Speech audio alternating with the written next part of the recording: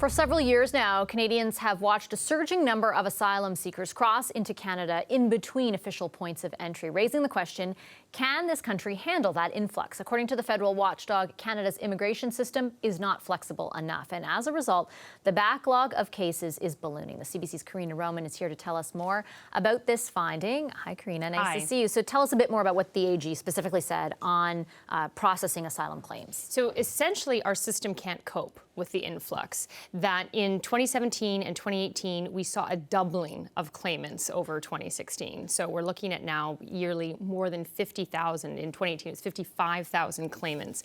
And, you know, because we can't cope with that, we're now also creating a huge backlog. So we're looking at now over 70,000 claimants in this backlog, which is much bigger even than the headline-grabbing backlogs of 2012 under the Conservative government. So, you know, we can't cope and we're getting behind. Now, there was reasons for this is funding, but also there's systemic problems, there's inefficiencies. And the immigration minister obviously had to respond to this today, Ahmed Hussein, saying, well, you know what, the audit that the Auditor General did is a snapshot in time. We've done lots of things since. And he kind of tried to spell out what they've been doing, including filling vacancies on the Immigration Refugee Board. But I think we have a clip of him trying to explain what they hope the recent changes they've made will do. We are funding the Immigration Refugee Board to clear 50,000 cases a year, and that hopefully will lead to not only being able to deal with incoming volumes, but also to be able to leave some capacity to be able to process the backlog cases. So what they're hoping there to do is not only deal then with this additional funding to actually deal with, now we have this new normal of over 50,000 a year, but also try and tackle the backlog. We'll have to obviously see whether that happens or not. But also the Liberals couldn't help but say, but you know what, also we inherited a really underfunded system from the Conservatives. So there was a little bit of the blame game going on again. And Conservative critic, immigration critic Michelle Rempel certainly had a response to that. This is what she had to say.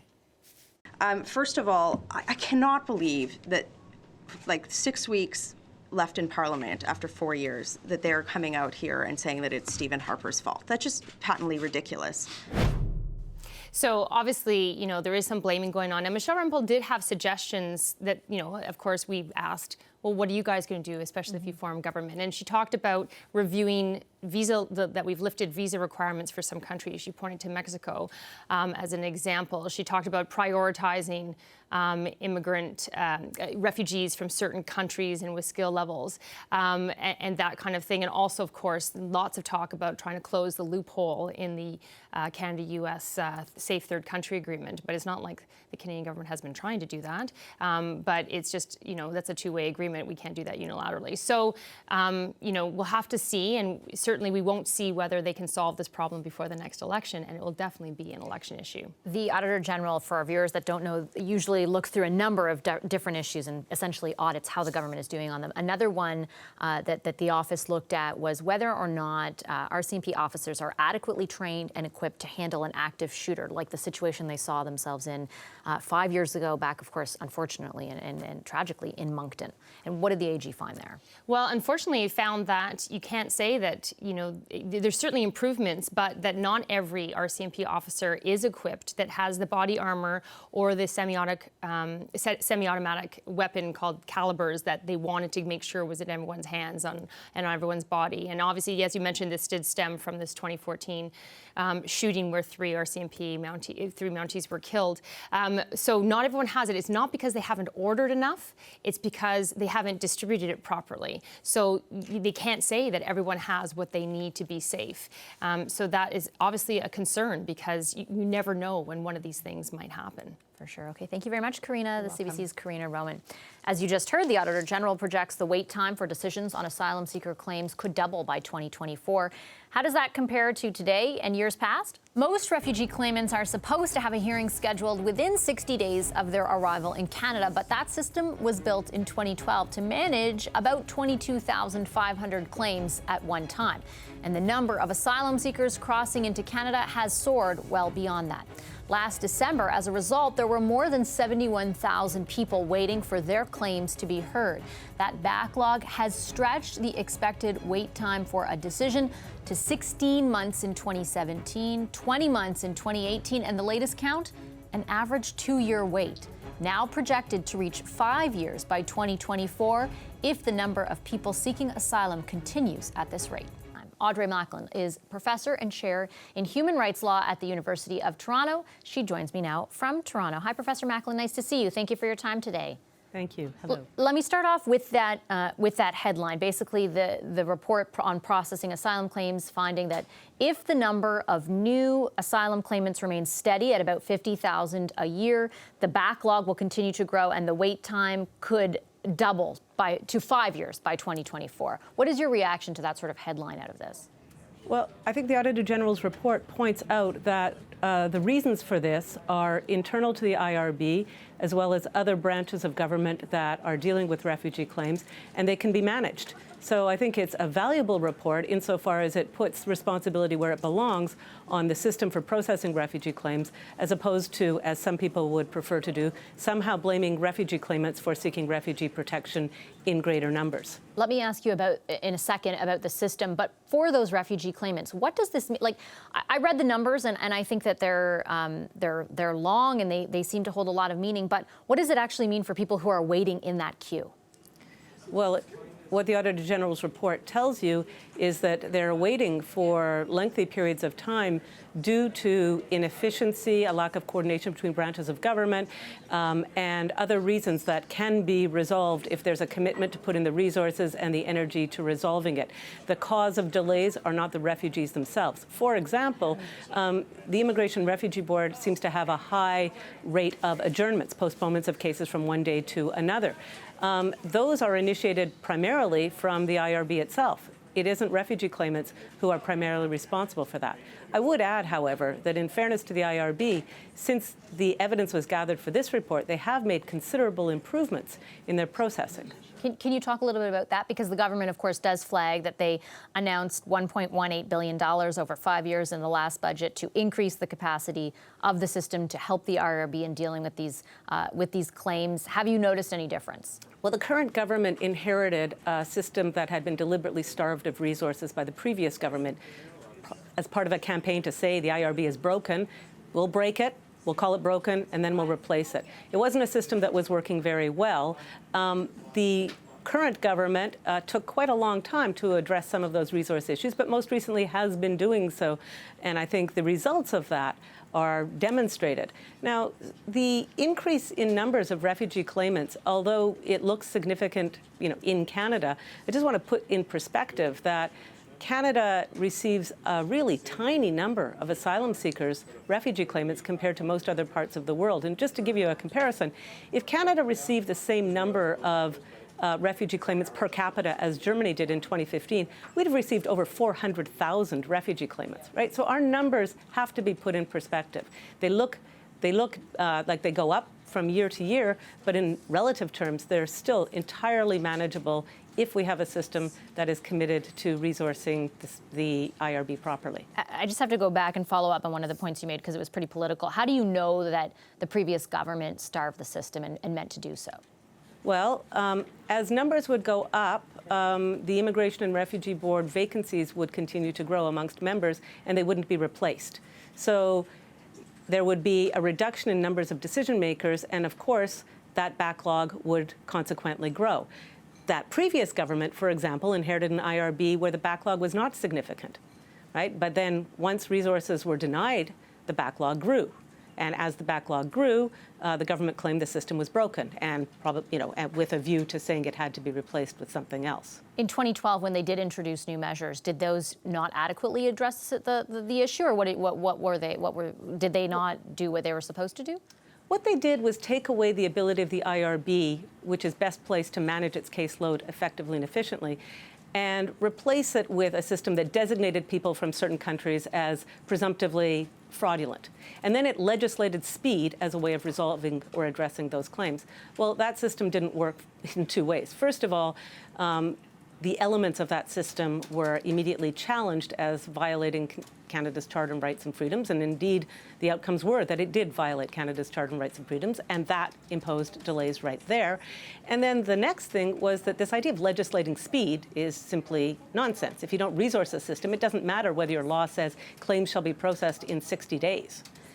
Did the current government, I mean, they have now resourced the system, but I do recall doing interviews 2 years ago where they were saying it was not necessary. I mean, they've obviously changed their tune now. Could they have sped things up? And as I said, this government waited quite a long time before it took the actions necessary to address the existing problems. I'd say, we are now facing another problem where the government, which has invested in improving the IRB, is now kind of switching horses, as it were, and is now taking action to redirect certain kinds of refugee claims to another body of government that is not well trained to do it, not expert, doesn't have the experience to do these kinds of claims properly. And I expect that is going to create its own problems if the government proceeds with that proposal. And is that the one, are you talking about the one where if they've landed in another country first, or if they've sought asylum in another? If they've made a claim, that's right. And that, I suspect, is destined both to be litigated as unconstitutional, but also it is, I'm very confident, going to create precisely the kinds of delays, backlogs, and inefficiencies at this other body that is now going to be assigned the task of determining refugee protection, because they're ill-equipped to do a proper job of it. Before I let you go, based on what you know the government has promised to do at this point, do you think that sort of ultimatum that the Attorney General pointed out, Auditor General, I'm so sorry, pointed out that the wait time could double by in the next 5 years. Do you think that can be avoided based on the current actions being pursued? Well, I don't know how exactly to make that prediction or assess the validity of the prediction.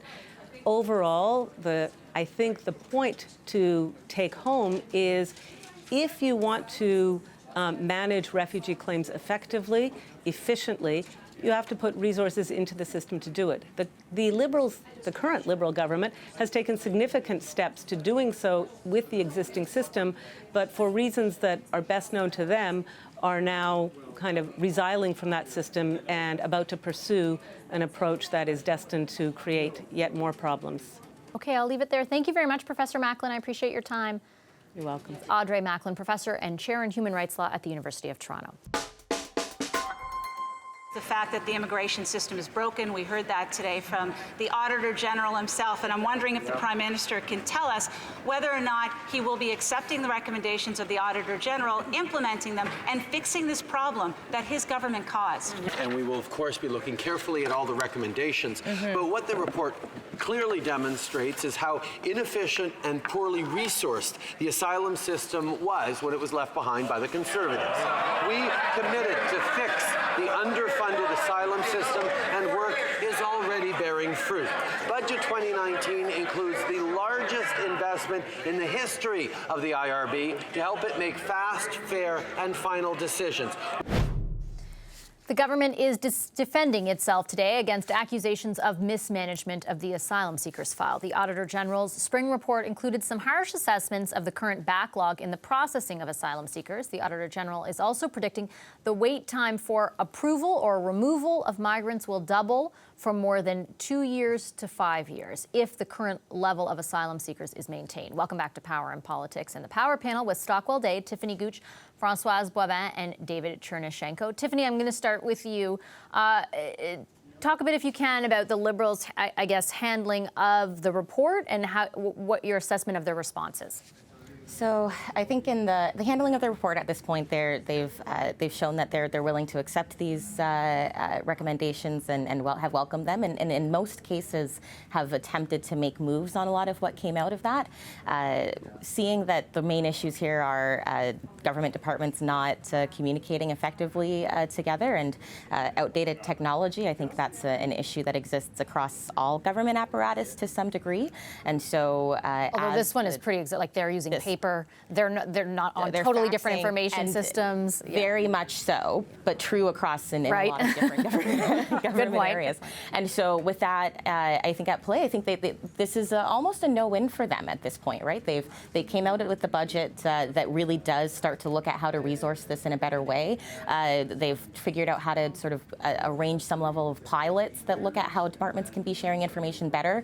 And I think at this point, they've taken out as many steps as possible to sort of curb what an influx has taken place that they have no control over. And I think that there's an overarching piece here that I'm hopeful comes into this debate, and it's the global context as much as possible, that we're not the only country that has had an antiquated system that had to be able to adjust to an influx, and hopefully have some international partners to look to and how they were able to adapt very quickly, what kinds of systems sort of came into place if we're going to look at sort of more digitized systems and things like that. And I think that there needs to, that conversation needs to come out. To the question of how they handled it today, of course, in the House, it's going to be a very politicized conversation back and forth of whose fault that system is, as it sort of was inherited and how it was resourced before. But I think at this point, they've already committed in the last budget and then this budget pretty significant resources to it. And I don't see there being new promises between now and the election that necessarily shifts the conversation, and that at this point they can't appease everyone. They're certainly not going to be able to please everyone, so they need to be able to figure out how to make sure that the system's working, they're meeting their international obligations, and there's compassion in the system in the process. Stockwell, what do you think? Well, a few things. First of all, when a new government gets elected, you always have the joy of, at least in the first year, you say, hey, all these problems we've got, it's because of the boys and girls in the last government. They messed it all up, but we're sure going to fix it.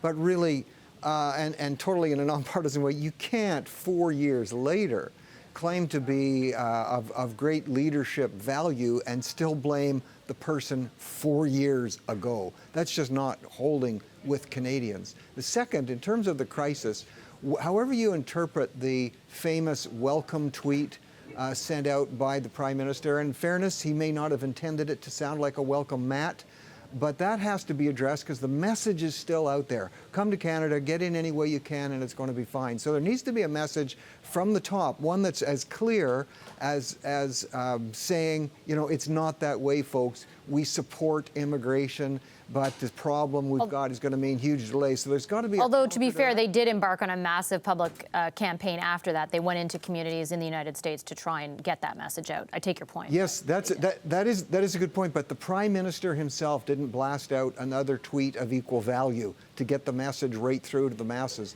And then what they've got to do is look at some of the prioritizing that can happen. We've got some real needs in the country in terms of some areas of employment, some areas of technology needs. We could prioritize those who are coming in and being put on the wait list. And the last thing I'd say, I mean, trying to get some silver lining out of this, the Immigrant Investor Program, which has been used very well in Quebec, needs also to be expanded so other provinces can use it. So at least these folks that are coming in huge numbers, some say irregular, some say illegal, but at least some of them can be put to work in some of the areas of our greatest economic need. Yeah, just to clarify, the act of crossing is illegal, but they're not they're not illegal themselves. There's no, you know, I know there's debate over the words there. But. Yeah, two-thirds of Canadians now say it's a crisis, and that's why the Liberals have flipped their position around, which is what got Professor Macklin so upset in your previous interview. And there Stockwell is referring to basically what the Liberals, David, introduced recently, which is sort of a new way of looking at if you've tried to claim asylum somewhere else first, in one of the Five Eyes countries, that you will then have to go back there to go through the process, and instead won't go through the same process here. How difficult is this issue, do you think, for the federal government? It's going to be difficult because Canadians are really going to be facing a new reality, which is that this wasn't just a blip. This wasn't just a group of Syrians who we were going to get the really happy vibes out of saying, look how welcoming we are. And Canadians genuinely felt that way. But we are seeing from all over the world an absolute surge in out-migration. governance issues, conflict, ecological collapse, fisheries collapse, farming that's not working anymore. Why do you think these people are coming up in the millions, putting their lives at risk on the road to get up to Mexico and United States, and of course crossing the Mediterranean? It is all over the world, and it's only going to grow unless we collectively as the international community can be helping people to have better lives where they are now. That, unfortunately, is a very big and very long-term challenge, and I'm not seeing the international community playing better with each other at the moment. Unfortunately, we're seeing fracturing, whether it's Brexit and the president to the south and others as well. So I think what this government, Canadians as a whole, have to prepare for is we're going to see greater demand for migration. How are we going to do that? That's where the system that wants to at least catch the criminal element, at least catch those who are tagged in some way having nefarious intentions, for want of a better term.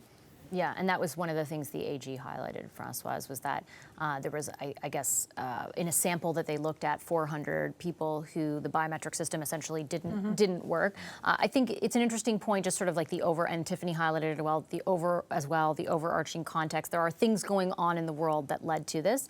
I would note that it took the Liberals a while to say that this is not totally normal. I mean, I remember interviewing Minister Houston 2 years ago saying, you know, this, and they were insistent that things go up and down all the time. And so and Tiffany's right, they have a lot of resources, over $1 billion over 5 years in the last budget towards fixing what's going on at the IRB, but they didn't do that for the first little while, that's for sure. It's such a very explosive file politically. It's not easy because it's very technical. It's very human. It's a lot of things, and we're less than 5 months to the next campaign.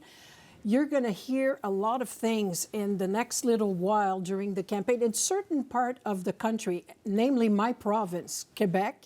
If you think 2 kneecabs in the last campaign made the whole campaign derail for certain political parties, wait till they get into the refugee. We have one of the most used road, which is Roxham. The majority of the refugees, asylum claimants have come through there. We have a government that was elected on the promise to lower the number of refugees they would accept in the province, with or without the power constitutionally to do so. But it's part of the rhetoric that we hear constantly. It's a big place for the Liberals for their seats. So there's a lot of calculation. And I always say to mix human stories with technical and politics is bound to be a mess.